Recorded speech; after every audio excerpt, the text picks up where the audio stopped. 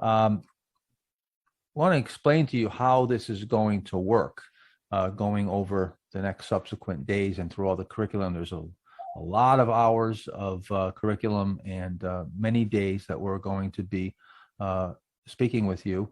And the way that we set this up is in a very logical or chronological fashion, and that is that we start from what I would call a satellite view.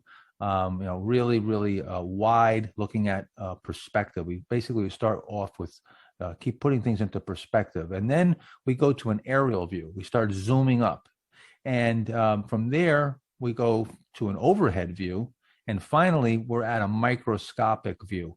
And how you can sort of picture this is that we're starting off from left to right. Think about it as a chart, a stock chart, and starting off from the left where you may be just starting an uptrend, and then from there we'll talk about the trend. We'll talk about that first part of the market cycle, and then the current chart pattern. We're going to go through chart patterns and price and volume. We're going to add the fundamentals to that, what you need to look for with fundamentals, and also we're going to go into position management and risk management as well. So it sort of works its way from left to right, and then from an aerial view or a satellite view all the way down to where we get very microscopic, down to the exact buy point and exactly what you need to look for at that precise moment to buy and sell and to manage the position and the risk. So with that, we're going to get started. We've got a lot to cover, so we dive right in. We're going to start off with just explaining, specific entry point analysis, and what that exactly, what our goal is, or really what our goal is as a professional trader, and that is we're looking to always take a minimal risk relative to what we can expect on the upside. So we're looking to take a minimal risk and capture relatively large gains. And then the key is to turn that edge over, to do that as many times as we need to do. If you were a shorter term trader, you'd have a smaller edge. You might be using maybe a tighter risk profile or tighter risk parameters, and not getting as big gains, but you're turning that edge over more often. And of course, if you're a longer term investor, you wouldn't turn it over as much, but you'd have probably a much bigger gain. So we're going to go through the selection process. We're going to go through trade execution, and then of course, position management. There's 5 key areas that we're going to cover. All right. So, and these are the broad areas, and we're going to get into a lot of detail within each of these 5 areas, but these are the broad areas: categories and catalysts, price and volume. We're going to look at the company fundamentals, and then entry points and exit points. And that's, like I said, that's going to be based on your criteria to enter and also to manage risk and manage the position. So starting off with this perspective that we're going to look at, well, we like to categorize companies into 6 different categories: the market leader, the top competitor, institutional favorites, what we would call turnaround situations, cyclicals, and then the laggards, which would be the eroding fundamentals that we might actually go short. What we generally concentrate on are the first 4: the market leader, the top competitor, the institutional favorite, and the turnaround situations. And I want to go over those right now. And Dave and I are going to explain, because there's going to be different, you're going to approach each of these slightly differently. There's a lot of things that are going to be similar, the chart analysis, and some things are going to be similar, but there's some things with the fundamentals and other aspects that we're going to have to look at a market leader a little bit differently than we might look at a turnaround situation when we're maybe looking at earnings, or institutional favorite. There's a stock that is already a stock that's well known and maybe is not a new market leader. So let's talk about that right now. We're going to start off with the market leader. So, and Dave, we've been trading these market leaders for a long time. Can you just real briefly just talk about why was our first choice a market leader? Why do we want to go with this as our very first choice as the market leader? Well, the market leaders are usually the ones that make the greatest gains, and these are the ones that you want to be on. And the interesting thing that another point I would put under market leader is most people don't know the name of this. You mentioned institutional favorites. Everybody knows institutional names, but the market leader in a whole new bull market is usually a name that no one knows about. And it has big earnings and it's just starting to break out. But you go to a party and you start talking about this name that just emerged, and most people are going to go, what in the world is that? That is usually the stock that makes the biggest move in the coming bull market. Yeah, Dave, and I found also, in this, maybe this most recent, secular bull market, we've had these, FANG type stocks and, and big mega caps have actually been categorized as market leaders.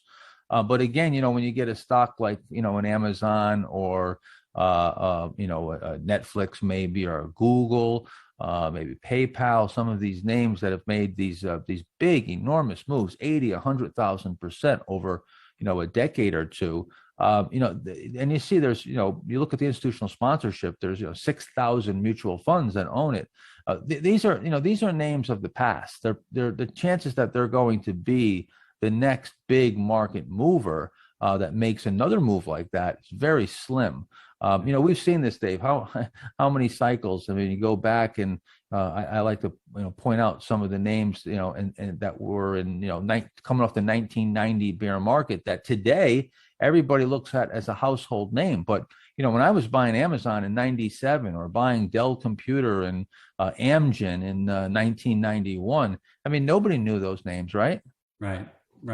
But the other thing to do is you don't, you want to have as many market leaders as you can, but sometimes it's actually good to mix in some of the top competitors and institutional favorites and even turnaround situations to give your portfolio a little balance, because sometimes if every single one of your stocks is market leaders, you could have some great moves, but you're going to probably have a lot more volatility with these, but you still want as many market leaders as you can. Right. So that's a good way to segue into this now. So let's talk about, and that's why we're going to talk about these four areas, and that's where we concentrate are in these four areas, because you're going to have definitely opportunities in all four. So the first choice would be the market leader. So let's discuss and talk about what is this market leader and what it looks like. So these are stocks that are usually first to emerge in a new bull market. And very often, we're going to show you in just a second how they'll be moving into new high ground when the market is just coming off the lows. And sometimes while it's making new lows, sometimes you'll have a stock will actually bottom. It starts moving into new high ground, coming out of a base, and the market hasn't even bottomed yet. It still has another leg down. So it will show you many examples in just a little while. They're also usually very expensive, or at least they appear expensive. They're actually cheap, but they have usually a high PE. They're trading near their 52-week high, so they appear expensive, but actually, some of the stocks that are really expensive are the ones that near 52-week lows, and they look cheap, but they're actually very expensive because their earnings are of poor quality. With the leader, you're going to usually have very strong earnings, sales margins, relative strength is going to be among the absolute best, the top, 1, 2, 4, 5% of the market. And like David just pointed out, this is where you're going to find a lot of small and mid-cap names. And I think this is where, we're getting conditioned over the last, I don't know how many years now, to stay away from this area of the small mid caps. I know, Dave, you and we've been waiting for the Russell to get going for, it just seems like forever now. And it's still, it really hasn't, been able to keep up with the larger names, but that certainly isn't going to stay that way forever. And there's certainly opportunities in the small and mid cap area, not just if the indexes are doing well. Yeah, the other thing about this, a market leader, when it's first to emerge in a bull market, I actually really like this period, because sometimes it's very obvious which is going to be the next leader, because it is the first one to break into new highs. It's the first one to have its relative strength line go into new highs. So sometimes it's sticking out like a sore thumb in a very, very tough market, and everybody's going, what do they do? Who is this? What is this? But then, as time goes on, the thing just takes off and really starts becoming one of the big leaders in the marketplace. But when you're in a tough market, the ones that are bucking the trend and moving higher in a down market are the ones that probably going to be leading when the weight of the market comes off. Yeah, and I think that's why so many people, miss these at the most opportune time. Certainly that was my issue when I first started in the stock market. I started as basically as a quant, which means I would form an opinion about the market. I was using all kinds of indicators and tea leaves and so forth, and I would wait until I was bullish on the market, and then I would look for the best groups that were acting the best, and then I would look for the stocks within those groups and pick the best stocks. The problem with that approach was by the time the market was doing well, the groups were doing well, the market leaders were already doubled and tripled and they were long gone. So I was constantly missing them and I was buying laggard stocks, which I don't even ever focus on anymore. I'm only focusing on market leaders in these areas that we're talking about. But back then I was just constantly being forced into these laggard areas because I just had the process backwards. So I flipped it completely around. I said, I'm going to look for the best stocks and let them lead me to the group. And if there's a lot of stocks that are meeting this criteria, then I'll conclude that the market is healthy, even if it doesn't appear so on the surface. And that's when all my performance changed. Let's talk about a top competitor now. Now, keep in mind, we're just giving you perspective here. We're just sort of setting the table, if you will. Putting down the placemats and the dishes, and we'll add in the forks and knives, and we'll actually start using them and showing you how to use these tools. But right now, we're literally just setting the table and just giving you just broad perspective. As a matter of fact, the next several sessions are going to be all perspective based. So just bear with us and just and pay attention here, because this is important stuff, because later on this is going to come back on how you apply to certain areas of the market, these categories. So the top competitor. Now this is where you're looking at your number 2, your number 3 company. And I always like to use this example. If I were to ask you, cola, soda, what would be your first choice? What would come to mind first? Probably Coke, right? Maybe Pepsi. So Coke and Pepsi. If I said, okay, what's number 3 that comes to your mind? I don't know, maybe RC Cola, or you'd come up with something else. But as we go down, let's say, okay, who's number 4? Who's number 5? All of a sudden, you can't so readily come up with that. And you could do this with just about anything. If I said home improvement, you'd probably, right? Home Depot, Lowe's would come to mind, right? What's number 3? What's number 4? As you start getting to 3, 4, 5, 6, it just gets harder and harder to identify the leaders in that area, right? Same thing with, let's say, coffee. Coffee, you'd think of Starbucks and Dunkin' Donuts, right? Maybe if you're Canadian, Tim Hortons, right? But as you get to number 5, you start drawing a blank. So that's because, and in marketing they call it the law of duality, where it basically the market comes down to just a couple leaders in any one market space that dominate a space, and that's really how it works in the stock market. The real true leaders are usually going to be, there's only going to be a handful of them in any one group. And then you get the laggard stocks. Now, on occasion, and we're going to show you this later on occasion, you can have the top competitor can actually leapfrog the market leader. This happened with Home Depot and Lowe's. If you go back and remember, Home Depot was the clear market leader. They really sort of defined that space with that home improvement. And then later on, they started to slip a bit. Their stores got a little bit dingy. They started to have a lot of builders, and it was getting to be more of a wholesale type environment. And then Lowe's took advantage of that, and they had the brighter stores and went more retail, and they actually did much better than Home Depot for a little while. So you can see this happen. But usually what will happen is, when you're coming off of a bear market, you're going into that new bull market, you'll get these names will move together. So you don't want to just look for just the only one name. There might be 2, 3, or 4 names in a group that are investable or tradable at least. And again, they're gonna lead in fundamentals. They're gonna lead in performance when you get with the market leaders. And these top competitors might lag a bit, but they're still going to be very good stocks to invest in during that period. And I would also add that the third point in terms of top competitors move together in a strong group that you mentioned. Anytime I sort a list of stocks, I usually sort it by group strength. And so I'm always looking at the top on MarketSmith there's 198 groups. I look at the top 50 very closely and I see what are the strongest groups in those 50. And I look at the strongest stocks within those groups. And so, as it says, lots of times when you get a strong group move, you're going to have some really great performance in the top few stocks within that group. So group strength is very, very important.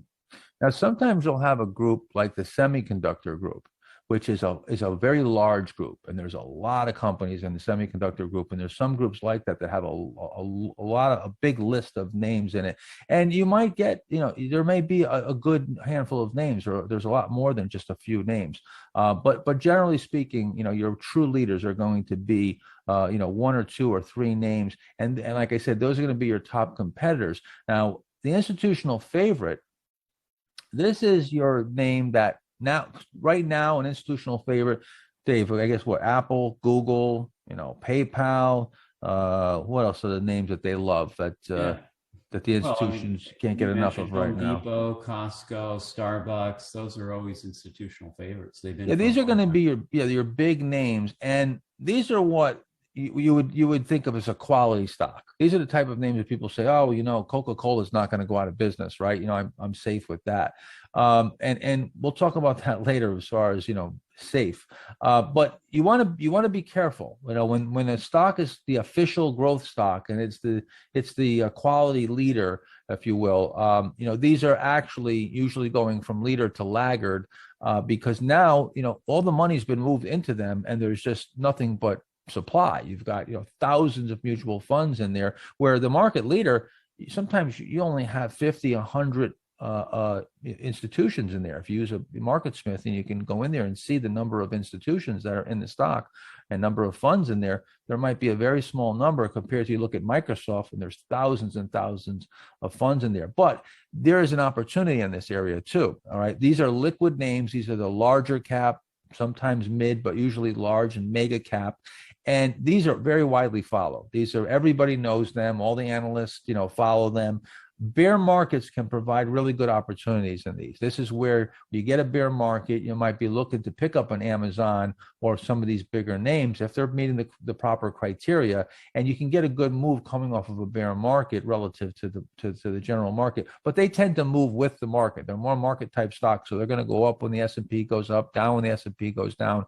And this isn't your top area that you'll be looking for. You're really looking for the market leaders and the top competitors. But you're, like David said, you're going to throw in some of these institutional favorites, particularly coming off of a bear market.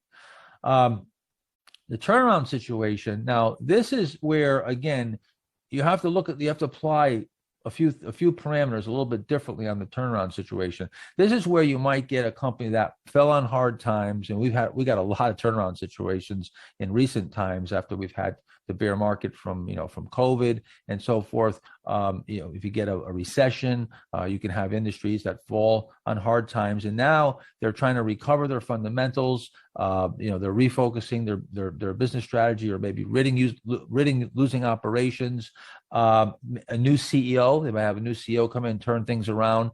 But the thing with these companies, you're going usually against what we call easy comps. So where a growth stock, you might look for 20-30% earnings might appear like that. That's pretty strong earnings. But with something that has been on very hard times and showing a bunch of losses, now in the most recent quarters, you're going to want to see huge earnings. 20-30% for a turnaround situation would not be very strong. You'd want to see triple digits in the earnings and sales in the most recent few quarters, margin improvements. So again, how we're going to approach these various areas are going to be a little bit different not usually from the technicals as far as the charting is concerned, but on the fundamental side. Dave, anything to finish off here before we look at a few of these examples in each area? Yeah, usually with turnarounds, you're going to have bad growth rates, but you're going to see that you really want to see one, if not two, very, very big, strong earnings, as you said, 100%, 150% improvement in those last two quarters. That's going to tell you, and along with a chart pattern and a relative strength that's improving, it's looking for those first two quarters of very strong earnings turn. Right. Let's take a look now. We're going to go through each of these categories. We're going to look at a few examples and discuss them just to give more perspective and to zoom out a bit here. Let's look at this first stock. Dave, you probably remember this one well, Amgen, of course. This was really clear cut as far as a market leader is concerned, and this is one of the few biotech companies that at the time had strong earnings. Coming out of this base, if you will. And you can see, if you take a look here, let me get my little drawing tool or my little spotlight. There you go. You can see I'm actually buying this. Now, I want to point out another thing here. If you look at these prices, you're going to see prices that are, $1 or 50 cents. These are adjusted for stock splits. So we just taken the price now. These stocks have made big moves. So they're adjusted for stock splits. I wasn't buying, I don't buy stocks that are penny stocks or $1, $2 stocks. These were trading much higher at the time. So ignore the price. These are adjusted for stock splits. But at the time, this stock, we're in a bear market. And I remember I had actually gone to New York, and I was in New York City at a conference. It was the Ned Davis conference. There was a bunch of the newsletter writers there. That was where I actually met Stan Weinstein for the first time. And at the time, Marty Zwag, some of you maybe remember Marty Zwag. He wrote a book, Winning on Wall Street. So they were all bearish. Everybody was bearish. They were saying, we're going to go into a 1970 style bear market. This is going to be drawn out. It's just like it was like the end of the world. Everybody was calling. And I realized that it was just, I couldn't find that one single person bullish. But I saw that, well, first of all, we came off the lows and we had a follow through day coming off the lows. So we had an official O'Neill follow-through day, but what was really getting my attention were there was a bunch of stocks in the medical area, the biotech area, some in the computer and computer peripherals software that were making new highs or very close to new highs coming out of bases. And I started buying a few of these names, and one of them was Amgen coming out here. And you can see the market's just coming off the lows. And at the time, Amgen is up 175%, while the market during that same period is down 35%. So showing this tremendous relative strength. That's what a market leader looks like. And that's why it's so hard to buy them at the most opportune time, because like I said, they're moving into new high ground, coming off the market's lows when you're in a bear market. And sometimes they even break out. If you can see, you came off here and this stock's going into new high ground before the bear market even really, starts really selling off here. So you could actually bought it, over here and coming out of this base, and you went into a bear market at the time, and the stock just kept moving itself higher. But this is where, and David was just saying that they really stick out in corrections and in bear markets. This is why you're going to be looking for the names that are holding up the best. Look for those market leaders because they stand out like a sore thumb at that time. Yeah, the other thing too about the markets is at this point you're seeing the market has been going down for 4 months, or you could even take it from the October high a year ago, and so by the time you've been going through a very tough market and you can't be making any money, you're just not in the mood for your mindset is, this is so bad. I've lost money.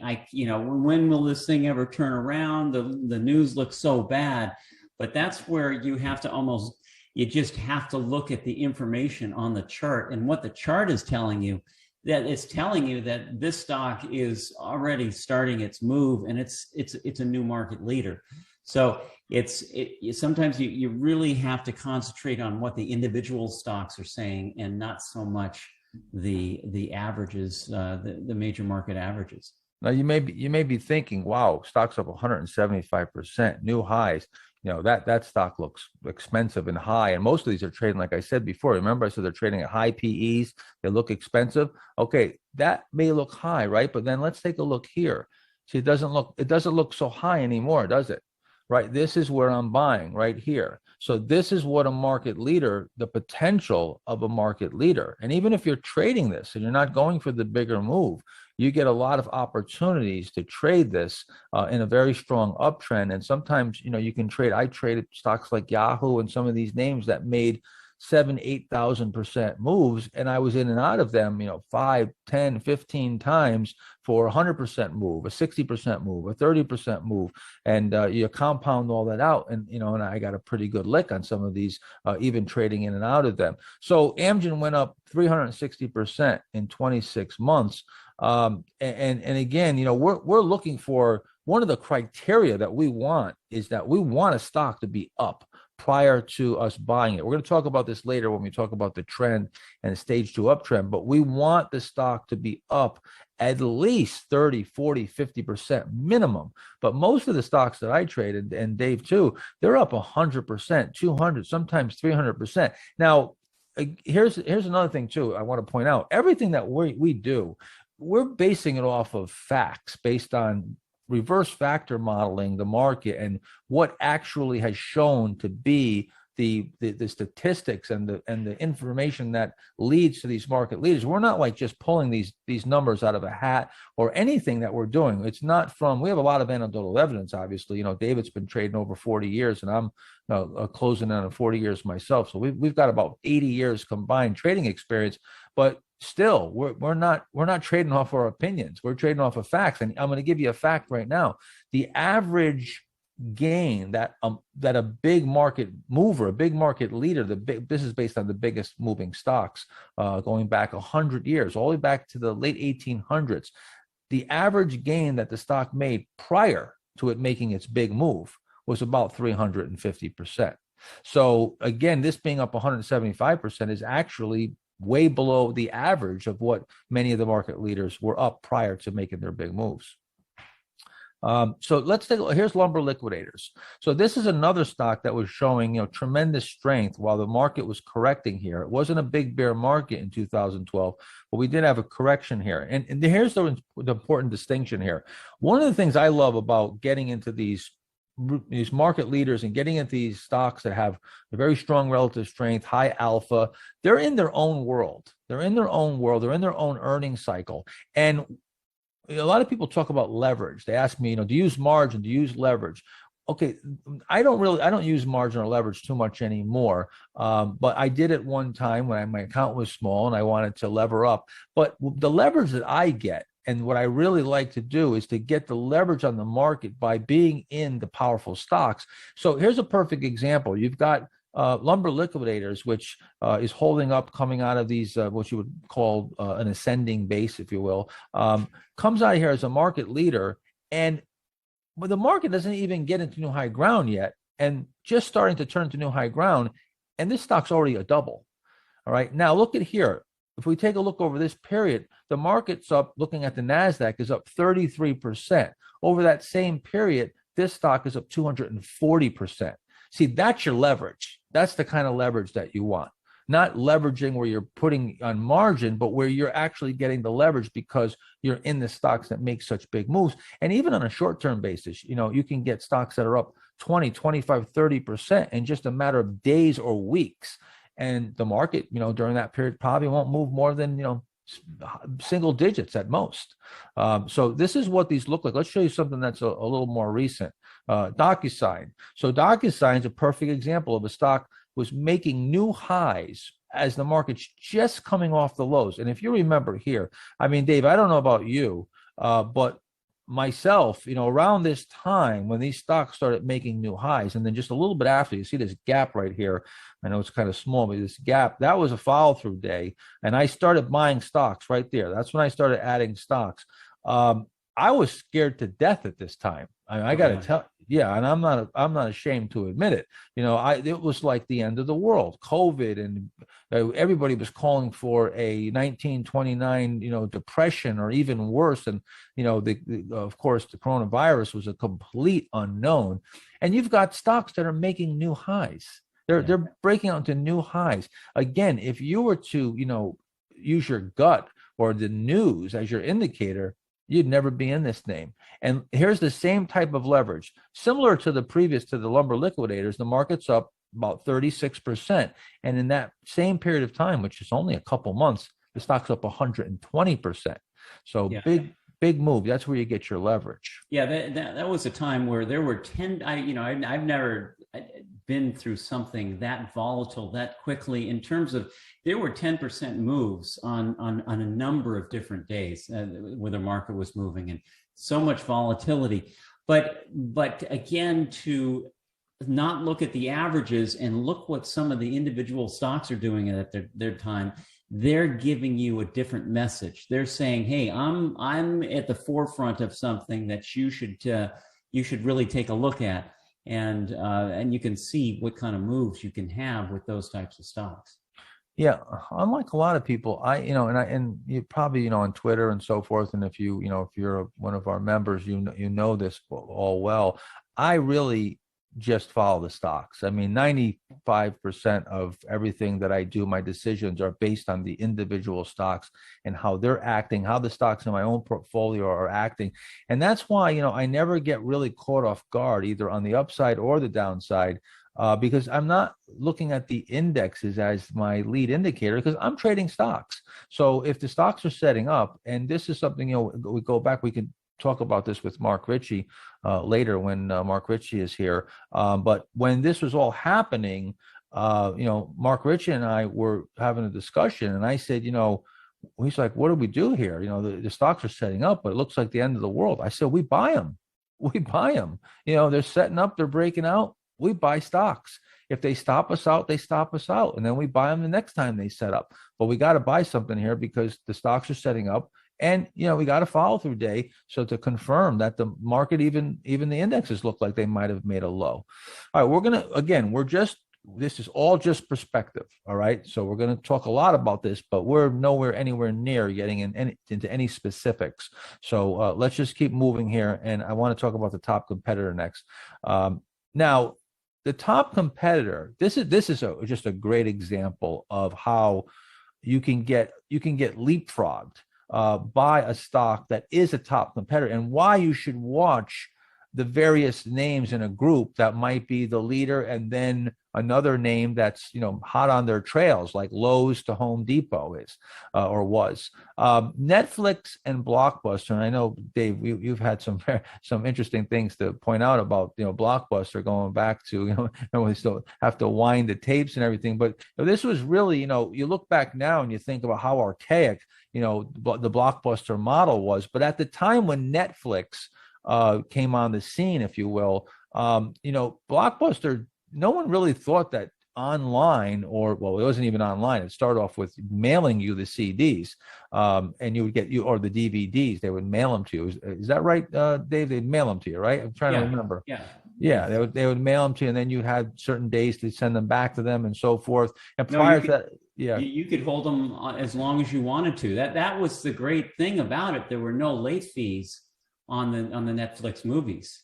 Right, that's right. No, the Blockbuster, you had to bring the video back. Oh yeah, you had to get that thing back. If you didn't get it back by 10 o'clock by closing time, boom. I think I remember they had made something like $40 million on late fees in 1 year.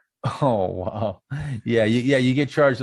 That's right. And if you, God forbid, you forgot one and it fell behind your couch, and then I had that happen. I had it where I owed like $82 on a movie that I rented a couple of months earlier. I remember. I don't even know where it is.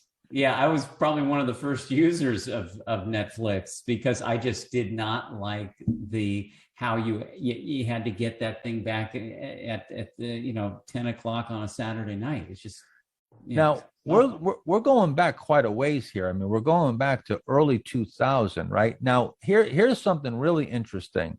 Take a look right here. Netflix goes IPO almost to the day that Blockbuster tops. Now, it took a long time. If you go here, now it's 2002, right? You go all the way to 2010, and that's where Blockbuster went basically BK. They went out of business and went bankrupt.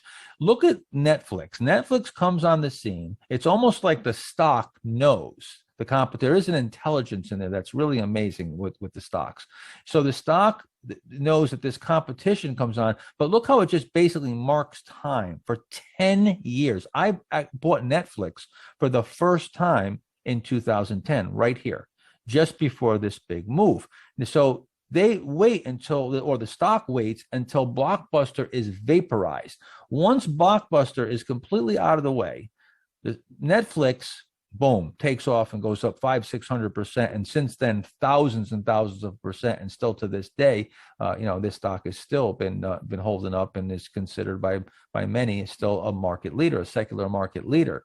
So just the intelligence and the timing of this is, this is not a coincidence. This is definitely not a coincidence. To the day the stock tops, and almost to the day as it goes out of business, Netflix takes off here. So another ironic thing is right now on Netflix, or at least in the last year or so, one of the most popular movies to watch is a documentary on the last Blockbuster, which I think is up in Oregon or Washington, and it's one of the most watched movies on Netflix. I saw that, and is that there's still a Blockbuster, right? I guess there's one still existing and still renting out DVDs. Wow. So now let me show you something else that's pretty interesting. And again, I usually defer to my wife when it comes to fashion and purses and things like that. And in this particular area, I remember, my wife telling me that this was around the time when Michael Kors went public, and it started setting up this primary base here. And I was looking at Michael Kors, and she told me, she said, yeah, Michael Kors is, coming out with a sort of a line that's kind of like Coach, but they're more trendy and catching on. And sure enough, look at how, again, almost to the day where it goes IPO, Kors goes IPO, right? And just shortly after, Coach tops. And then over this next, 2 years, if you will, Kors goes up 329%. Michael Kors, 329%, while Coach goes down 50%, 56%, and cuts its stock price in half.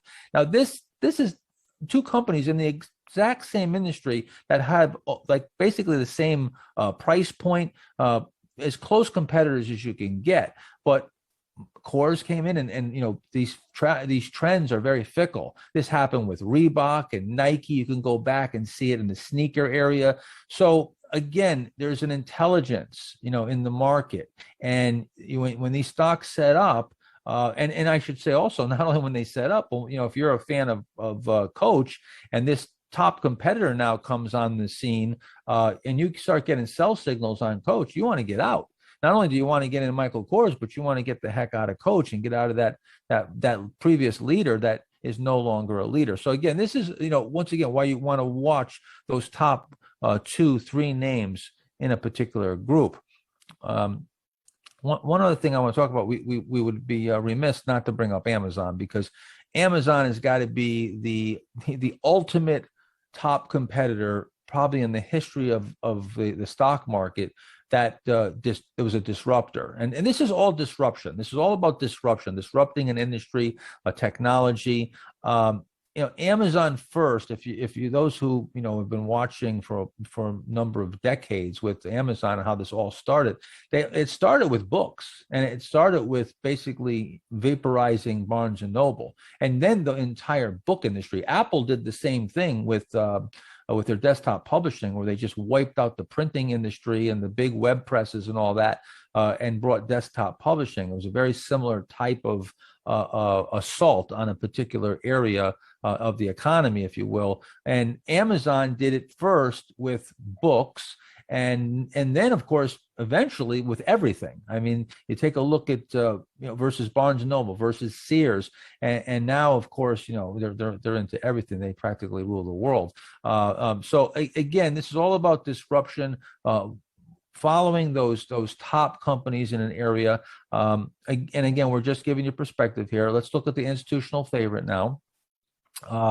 Now, I actually traded and bought Cisco early on here. It went IPO in 1990 and came off of that first IPO base. And I actually traded it for, I forget it was a very small trade, very small move. And then the stock had this giant move.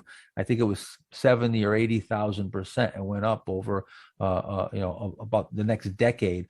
But once you got where this stock made this giant move, I mean, it was just considered as like completely bulletproof. I think they had 16 straight quarters of triple digit earnings.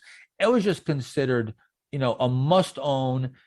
Even when it first cracked and it was down 50, 60, 70%, everybody I knew at the gym, they were buying it down. Oh my God, I bought Cisco down 70%. What a bargain. This stock has still not recovered. It's been, 20 years, and that stock is still, I don't think to this day, it's not even back to break even, right, Dave? Yeah, it hasn't gotten to back to that high of 2000. It's getting closer, but 21 years later. So now you turn into this stalwart, if you will, or turn into this laggard where these can stay indefinitely where they don't make big moves, or they just they top and they don't go anywhere for decades. So and this is the same story every single cycle going back 100 years. You go back to the 1970s. Xerox was like high tech. That was like the high tech company of the day. Of course, later was IBM, going into the 80s and so forth. But Xerox and Kodak and Eastman Kodak, those two were super high tech in the 1970s. They topped from the 70s, in the 70s market top. Those stocks topped, and then it was 24 years before they even got back to break even. And during that time, the S&P 500 went up 500%, and all kinds of market leaders made huge, enormous, multi-1,000% gains during that period. And meanwhile, everybody's, you got to buy Eastman Kodak, you got to buy Xerox when it's down. Avon Products is probably the ultimate example of that. Yeah, and I think this is an important point, that there's a huge difference between a great company and a great stock. You could have a great company and it's had a great reputation and it's grown over so many years. But if that growth starts slowing down, it could be a horrible stock. Even though it's still a great company, probably a great company to work for, you really have to separate. You want a great company and you want a great stock at the exact same time. You don't, who wants to sit with a stock for 21 years? Yes, you got a great name, but your money is not being treated the way it should.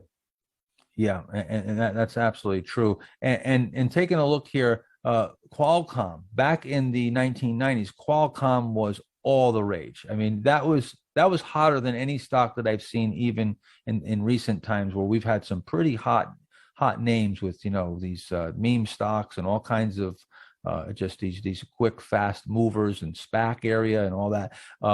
Qualcomm, though, was just a cult following around Qualcomm and another number of names, which were basically kind of like the FANG names back then. These were the FANG stocks, and by the time they made these big, huge, multi-1,000% moves, all the institutions owned them, and again, 21 years to get back to break even. So, I mean, yeah, you can look and say, well, if I bought it when it was down here, I did great. Yeah, if you happen to, buy it right at the low, but, which 50% decline would have been the one that you would have picked? The first one, the second one, the third one, the fourth one, just kept cutting in half and cutting in half. The chances that you would time it that well is practically zero. It's real quick, Dave, because I had a point that I wanted to make, and I can't remember. What did you just say previously? I said that there's there's a huge difference between Yes. a company, a great company that has a great reputation, and a great stock. It would be great to have both, but if the stock is not performing well, no matter what its reputation is, you shouldn't be in that stock. And you might have said this, or someone said that the only good stocks are stocks that go up. You don't want stocks that go down and just go sideways for years. That's precisely where I was going with this, and I forgot that point I was going to make. So thank you. The point that I was going to make was that my number one rule, and I learned this from O'Neill, was all stocks are bad unless they're going up.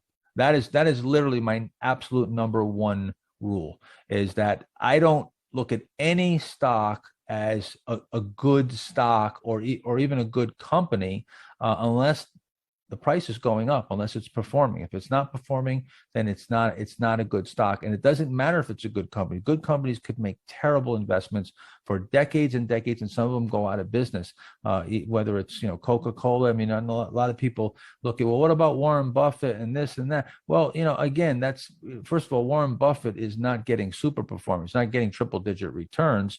He's beat the S&P by, I don't know, 3 or 4%. And there's also, you could look at Berkshire Hathaway, there's been declines of 50-60%, or I don't know if that number is exact, but certainly 50% declines. Coca-Cola was his prize investment, and that got into a lot of trouble and took a long time. To this day, it's been a laggard for a long time. So let's keep moving along here. We're gonna talk about this stuff really in depth, and start really zooming in, but I got to finish giving you this overall perspective on these 4 areas here. So the turnaround situation, when you think of Apple Computer, most people do not think of a turnaround situation, because Apple's been doing so good for so long, and it's such an incredibly dominant part of our life and in the economy, and the products, of course, are so amazing that you don't think of it that way. But Apple Computer was almost out of business several times. Steve Jobs, of course, was booted out of the company. And again, this points out a few things.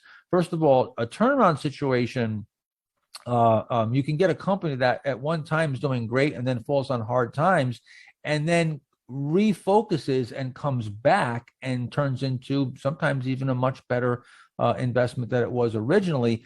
Here's what I want to look at here, though. Is you can see that the iPod was released, iTunes Store, the iPhone. All this was on the table. Jobs came back. This is, if you go back to search the archives in the 1990s, when Steve Jobs came back, there was a Barron's article, and they asked me about Apple, and I said I was bullish on Apple because Steve Jobs was back on the job. And that was sort of my little catch line, or little phrase that I put. And that was in this period right here where they didn't even have the iPhone yet. This was based on iPod and an iTunes release later on in 2000. So the iPhone came out, and all this was on the table well before the stock even made its first big move up. And of course, Apple has still been doing well. But a lot of people call Apple the great turnaround now, and we're going to look at that later on. We're going to look at what happened with Apple, and as far as it was a story of eroding margins, and then an amazing story of expanding margins. So we'll talk about that in just a little bit. I want to talk about cyclical stocks here for a minute, because cyclical stocks have to be treated a little bit differently than your normal type growth stock. The thing with cyclical stocks is that they don't have these secular moves. They can't sustain the earnings growth over decades, and sometimes not even over many years, because of course they're cyclical. They move up and down with the economy. So what will happen with those is a lot of times, most of the time, the right time to buy a cyclical is when the PE is actually super high and all the news is bad. They're cutting the dividend. It just, everything looks terrible. But the stock is setting up. It's setting up from, coming out of a base. And then when the earnings are real strong, you'll see these giant earnings because they're going against these horrible comps from the recession. Dividends are being raised. The PE actually comes down because now the earnings come in. It knocks the PE down, and all the news is good. That's when you want to sell them. So cyclicals have what we call an inverse PE cycle or an inverse maturation cycle with the fundamentals. So you have to look at these a little bit different. So this is why I'm pointing out, and showing you these various areas that we look at, because each of them have certain characteristics and certain things that you're going to look for that are going to affect on how you play those areas. Let me show you one other last thing here as far as the cyclical area, or what I call a commodity play. This is sort of a unique situation that you're not going to see too often, but I'm just going to give you an idea of how this works. So going back in 2004, 2005, copper prices took off and they doubled, and they made this big move. And I saw some copper stocks that were setting up, and I took a look at a little bit deeper into the company and found that this company, Encore Wire, they made copper wire. They had a huge stockpile of copper that they had already purchased and that they could make wire with. But now during that time that they already purchased this big stockpile of copper wire, copper prices just blasted off. So copper prices went up 100%. And then after that, they went up much more. They were up hundreds of percent. What this did was it gave them a automatic big boost in their profit margins, because they can now pass that price increase on to their customers, because they locked in the price of copper. They already bought it and stockpiled it. So I would never buy a stock based on just that. But this stock was coming out of a perfect base. It set up, everything looked just right. It met all the criteria, and this was sort of the reason behind it, at least that I could find. And the stock made a really nice move, and I got a double out of it in a pretty short period of time. So this is another way where you can look at sort of a commodity area in the market and see if there's a way to play that. But again, like I said, they have inverse cycles, so you have to be a little more careful with the way you play the other thing I would add to cyclicals and commodity plays is that sometimes they move when growth stocks are starting to falter. Maybe growth stocks have had a big move, and then there's still good money in the market, and the cyclicals start coming on. So there are times when growth is not going to work, but the market's going to move over to these. It happened, I remember, after a great move off the 1982 low in 82 into 83. Then it switched to more value type of stocks and cyclical stocks in 1984, until the market came back and had a great move in 85. So it happens from time to time. So you just be aware of that. But I think you'll still make your most money when you're in growth types of stocks. Yeah.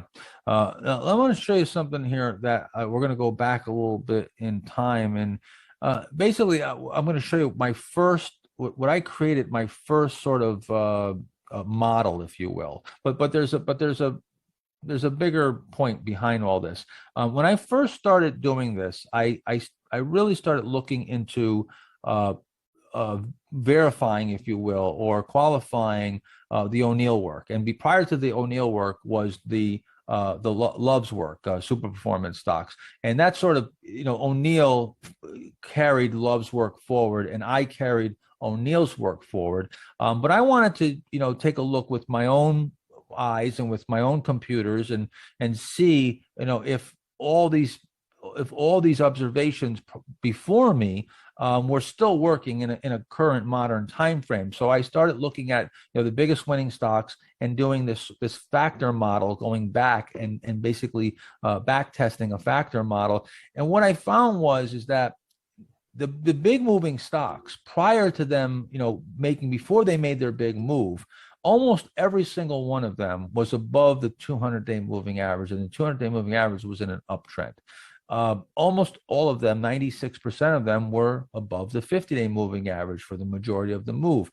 Almost 100% of them, 95%, had a pretty small float. If you went back to the 1960s and 70s, when Love was doing the work on studying the big winners, it was about 10 million. You fast forward into the 80s and the 90s, it was about 20 million. And then you moved another decade or so forward and it was 25, 30 million. So it didn't really increase that much. There were still relatively small companies as far as the float or the shares outstanding.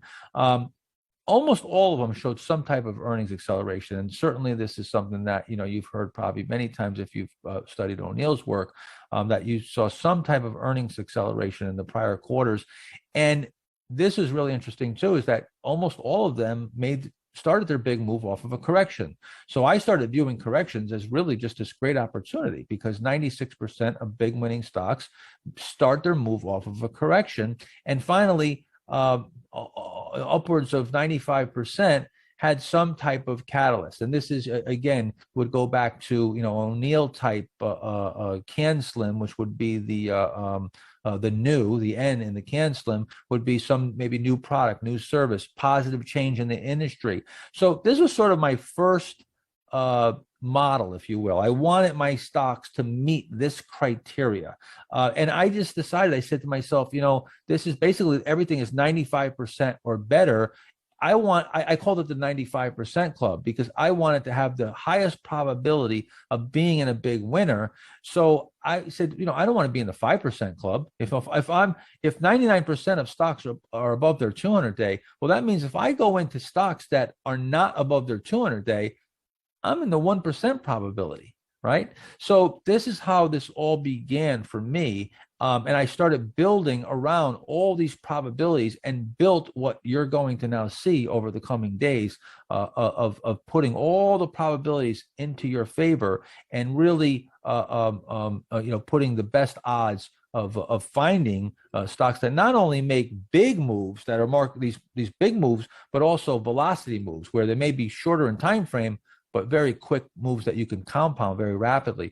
The other thing that was interesting is that 70% of the biggest winning stocks already had earnings on the table of 20% or better in the most recent quarter or a couple quarters prior. So you didn't have to guess. You didn't have to go and buy stocks that had crappy fundamentals, because most of the time they were already on the table. And the absolute most interesting thing, going all the way back to what David was saying earlier about, these names are very often names that you haven't heard of yet. Like right now, everybody knows Amazon. But when I was buying Amazon in 1997, nobody even really heard of them. And the people that did hear of them hated them.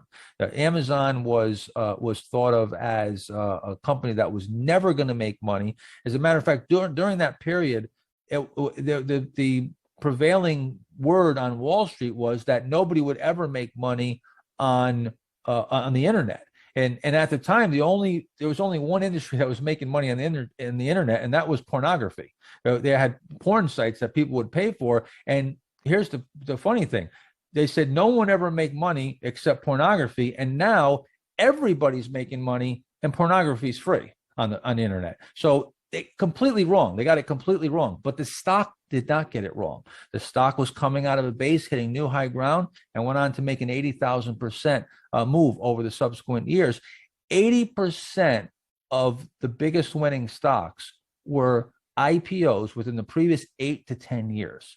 Now, that's a pretty young company. You can go back and look at Macy's was, founded in 1800 and something. You go back, Coca-Cola has been around since the early 1900s.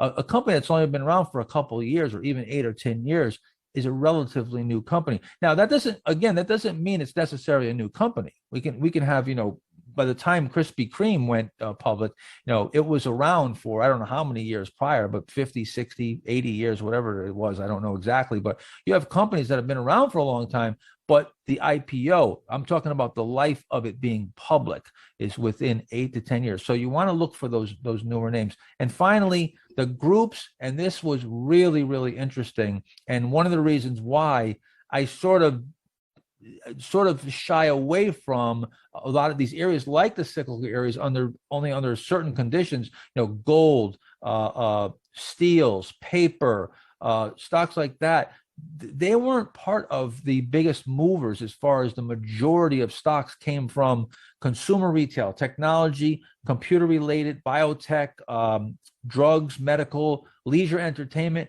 70% to 75% of all the biggest winners were in those 4 or 5 areas.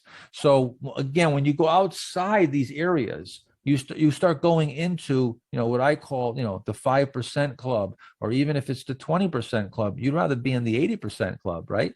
So again, we're going to talk about all this. We're going to keep moving forward. I don't know, Dave, if you have anything to share about this data, because you were instrumental in actually coming up with, the CanSlim strategy, and popularizing it, and going around the country doing seminars.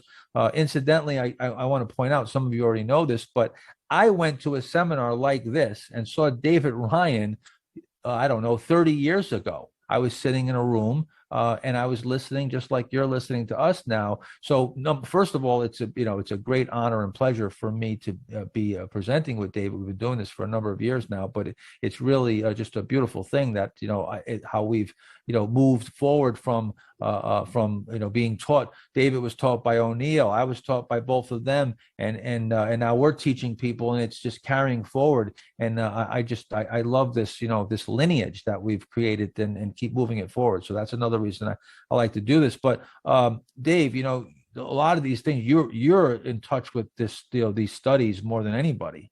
Yeah, and I would just add that, as it says, there is nothing new under the sun. And these same characteristics that we're going to be talking about have existed, as you mentioned. There's examples from the railroads in the 1890s. They have the exact same characteristics as the stocks today that are having the great moves. And it's not going to change. These characteristics are not going to change unless there is such burdensome tax implications of raising taxes that new companies aren't formed anymore. But as long as we have a system that rewards entrepreneurship and innovation, these companies will continue to have these fundamental characteristics, and then in turn be rewarded in these technical characteristics of stocks that are in great, strong uptrends. Yeah, the same exact thing. I went back and I looked at Coca-Cola and companies that in the 1920s and 30s, and you know what they look like? Coca-Cola looked like Monster Beverage. The technicals were going through the exact same thing as you see today with in the modern day time frame, nothing different. And the earnings were just these huge, enormous, 500% in a quarter, just like you'd see in some of these, these new growth companies. It was a cutting edge growth company at the time. So nothing has changed. That's probably, I mean, Dave, how many times do we hear, it's different this time? I mean, Jesse Livermore talked about hearing this in the 1920s and 30s, so we've been hearing this over and over, and, it's different this time. It doesn't work anymore. No, this is what we're going to be talking about for these subsequent days. It are all timeless principles. Nothing is going to change. Nothing has changed. All the technicals, all the fundamentals, everything what we're going to show you is timeless. It'll still be working many decades and centuries after we're gone, and it's been working, decades and a century before us. All right, so we're getting near the end of just wrapping up this area where we're talking about perspective, and we're just giving you shedding some light on these 4 categories, and we're going to do some more. We're going to do some more perspective, and then we're going to get more specific. But here, something that's really important. Again, this goes back to not only are we looking for newer companies, but in most cases, we're looking for brand new categories, brand new industries. And this is why it's sometimes hard to pull the trigger in some of these areas and buy some of these companies in the most opportune time, because you've never seen this before. It's a whole new area. It's this cutting edge area that you might not understand. Again, when I was buying Yahoo and some of these, and even Amazon, these internet names, if you will, at the time, the internet,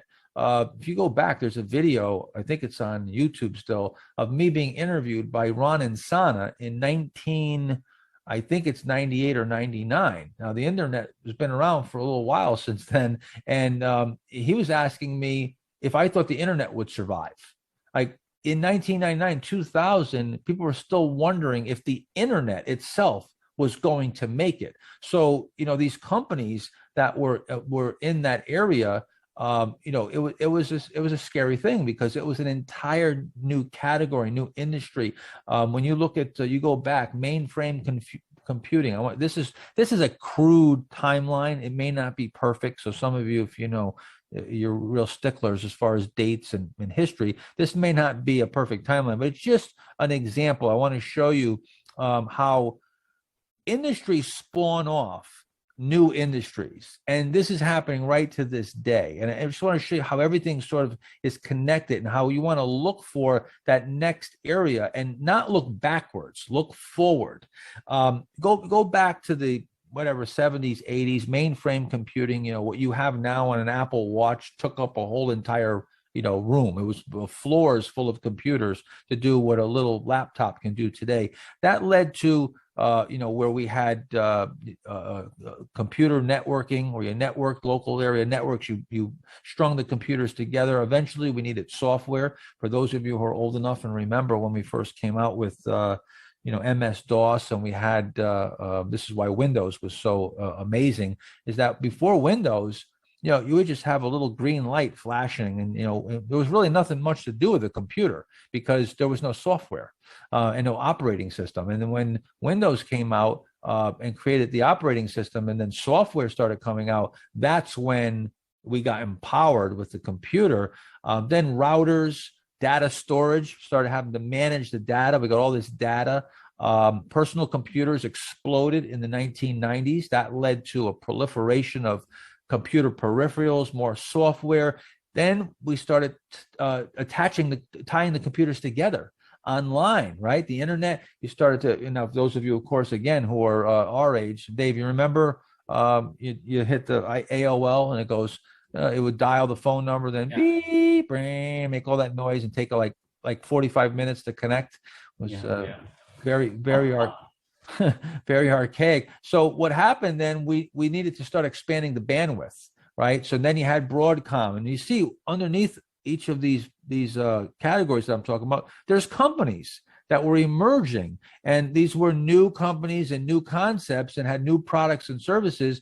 Then internet, which actually Yahoo, Google is the internet search engine of that really dominates that. But Yahoo at the time was really the main search engine, and then later on they started diversifying, or what I call diversifying. They diversified, and Google moved in, top competitor, right? Google moved in and took over search and pushed Yahoo out of there. Then once we started having everybody online, now we needed security. Right, we needed security. We needed to protect the computers because people could break into each other's data. Now we put it on the cloud. Right, we put it on the cloud. There's social media, which of course this is all part of it right now. We got Zoom now. We could never do things like this. This is amazing. People from all around the world can watch and connect in real time. Social media just opened a whole new area of marketing and connecting and information flow. And now we're going into artificial intelligence and things like that, right? So to wrap this up, you're looking for totally new categories. And I like to tell this little story about going back to the cola, Coca-Cola, and when colas, basically colas were brown. You look at Coca-Cola, it's brown, right? Pepsi's brown. Well, at one time, 7-Up did not exist. Clear colas did not exist. So 7-Up, what they did was they did a genius thing, and this is almost like a metaphor for the point I'm trying to make. But 7-Up took the color, or didn't put the color in; they left it clear, and they called it the Uncola. It was the birth of a whole new beverage, basically the clear, and they made it lemon lime and things like that. But that is really that's a totally new category. But still you're still in the soda industry. And this is what happens over and over again. Disruptive, breakthrough technologies. Amazon with their technology, just disrupted everything, just across the board in the retail area. So you'll get what they call, some call it the cousin effect or the spinoff. You'll get spinoffs, the spinoff effect. These are solutions that come out where you get just a better mousetrap, a better way of doing business. Netflix was a perfect example of a better way of doing business that Blockbuster was doing. It just was a better mousetrap.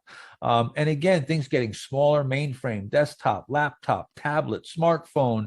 I don't know what's next. Maybe a little chip they put in your head. That's the next thing here.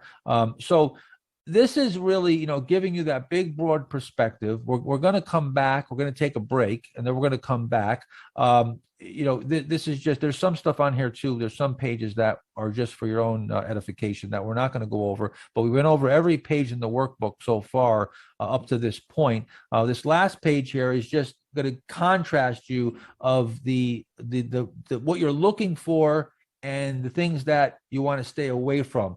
Best candidates: growth, accelerating EPS, accelerating revenues, explosive market position, sustainable trends, business models that can be scaled. The worst areas are capital intensive. It takes a lot of money.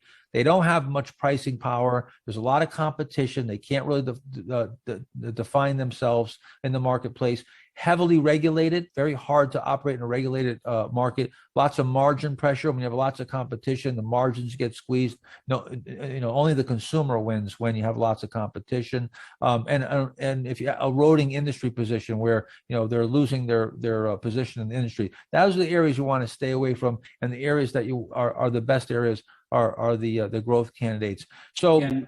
And Mark, I would also add, from the slide before plus this one, it's a lot of these companies are companies and areas that you as an individual have, probably have a lot of experience with, or you might be working in the industry, or you might be buying these new products, or or using these new services. And so you can find a lot of your great candidates from your own life of what you're buying, where you're eating, what services are coming into your home to take care of things. So it doesn't have to be so, you don't have to be some technological wizard to figure all these things out. A lot of these things are right in front of you and part of your own lives. And that's where you come up with some of the greatest growth stocks, are the ones that you're using yourself. With the whole Netflix and Blockbuster situation, I saw it unfolding right in my backyard. All of a sudden, there was just the mom and pop video stores were going out of business. Netflix, had already come public, and they were doing business, but I didn't use Netflix yet. I was still going to stores and buying them. But there was this place I remember called Tommy K's, and they went out of business, and there was a bunch of them that were just starting to go out of business. And I saw that shift, and then I saw the stock charts, and that's where it really hit me, where this is a new way. And I didn't really believe in it, even when after Blockbuster was wiped out, I didn't believe in Netflix. Matter of fact, even to this day, I don't really think Netflix is the greatest product. But again, it's not my place, to make that determination. It's again, the stock is setting up. It's got the right criteria. It's showing the leadership. I buy the stock. I let the stock make that decision for me. So we're going to show you how to do all this now.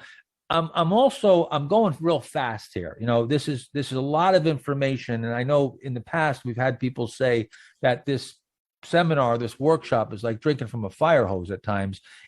At times, I'm going to go really, really quick, and I'm going to sort of force all this information. There's other times we're going to go really slow, and we're going to really look at things and examine them very carefully. Again, right now, we're just sort of setting the stage, and we're going to do that again for the next two sections are going to still be basically just perspective. And then we'll start getting more specific. So right now, we're going to take a break, and then when we come back, we're going to get into the next topic, and we'll see you in a little bit. Okay.